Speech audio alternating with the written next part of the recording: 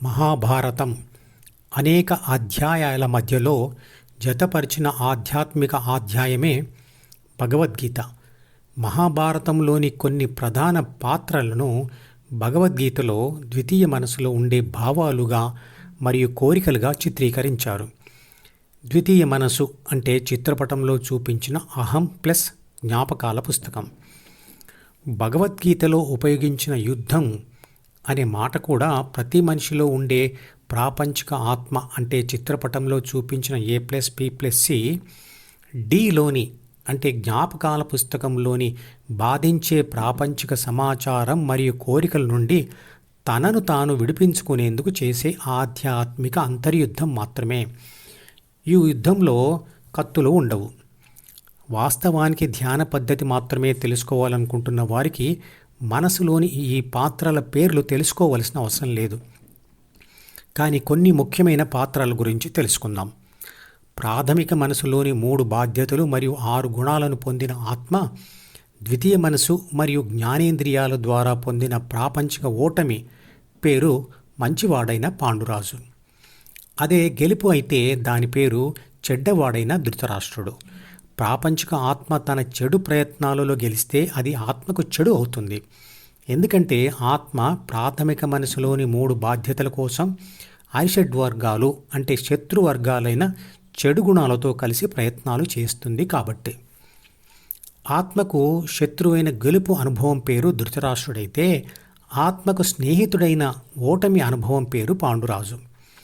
చెడు అనుభవాల ద్వారా జన్మించిన చిత్రపటంలో చూపించిన డిలోని కోరికలే ధృతరాష్ట్రుడి కొడుకులైన కౌరవులు మరియు ఓటమి అనుభవాల ద్వారా జన్మించిన కోరికలే పాండురాజు పిల్లలైన పాండవులు. ధృతరాష్ట్రుడు ఆత్మకు శత్రువు కాబట్టి కౌరవులు కూడా ఆత్మకు శత్రువులే. డిలో ఉండే ధ్యాన కోరికయే పాండవులలో ఒకడైన అర్జునుడు. ధ్యాన మార్గనిర్దేశం చేసే ఆత్మ యొక్క బుద్ధి లేదా విశ్లేషణ శక్తియే కృష్ణుడు. మీకు ఏదైనా చెప్పి మీ నిర్ణయం చెప్పండి అంటే మీరు ఏమంటారు? సరే ఆలోచించి చెప్తాను అంటారు కదా. ఆలోచించడం అంటే ప్రాపంచిక ఆత్మ అంటే ABC డిలోని సమాచారాన్ని చదివి విశ్లేషించడమే. అంటే కౌరవులను మరియు పాండవులను విశ్లేషించి ఏం చేయాలో చెప్పేవాడే కృష్ణుడు. ఇక ధ్యానానికి సహకరించే కోరికలు పాండవులు మరియు వ్యతిరేకించేవి కౌరవులు. ధ్యానానికి సహకరించే కోరికలు ప్రాపంచిక ఆత్మ ధ్యాసను డి నుంచి H అంటే హృదయం వైపు మళ్లిస్తాయి. కానీ హృదయం వైపు తిరిగిన ధ్యాసను మళ్ళీ డి వైపు మళ్లించడమే ధ్యానాన్ని వ్యతిరేకించే కౌరవుల పని. అంటే ప్రాపంచిక ఆత్మ దృష్టిని ప్రపంచం వైపు మళ్లించడమే. నిష్కామ కర్మయోగ పద్ధతిలో ధ్యానం చేయాలి అనుకున్న వాళ్లకు వారు ఆశ్రయించి ఉన్న బాహ్య గురువే కృష్ణుడు. గురువు రూపాన్ని మరియు నామాన్ని కలిపి నామరూప ధ్యానం చేసిన ధ్యాన ఫలితం వస్తుంది. ధ్యాన సాధన వల్ల లభిస్తున్న శక్తులను ఇతరుల సమస్యల పరిష్కారానికి ఉపయోగించాలన్న దయాభావమే కౌరవులలో ఒకడైన కృపాచార్యుడు.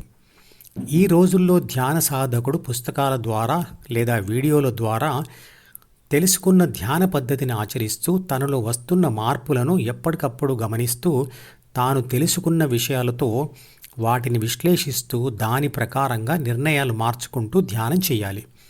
ఆ విశ్లేషణ శక్తియే అతడిని ధ్యాన మార్గంలో నడిపిస్తుంది.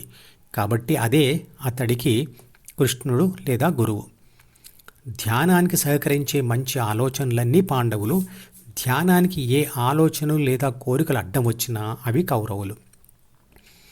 ఎప్పుడైతే ధ్యాన ఫలితంగా ఆత్మ ద్వితీయ మనసును విడిచి పెడుతుందో అప్పుడు మనసులోని మంచి మరియు చెడు అంటే 2 రకాల భావాలు కూడా ఆత్మ నుండి విడిపోతాయి. తర్వాత ప్రాథమిక మనసులోని గుణాలతో ఆత్మకు ఉన్న బంధం కూడా తెగిపోతుంది. అప్పుడు ఆత్మ హృదయంలో స్థిరపడిపోతుంది. అదే అందరూ కోరుకునే స్థితప్రజ్ఞ లేదా శాశ్వత శాంతి ఆనందాలు ఇచ్చే స్థితి. మధుపదం యూట్యూబ్ ఛానల్లోని ప్రతి వీడియోకి ఒక నెంబర్ ఇవ్వబడింది.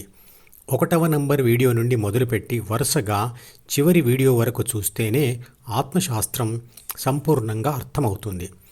ఈ వీడియో డిస్క్రిప్షన్లో ఉంచిన మధుపదం ప్లేలిస్ట్ లింక్ ద్వారా అన్ని వీడియోలు వరుసగా చూడవచ్చు.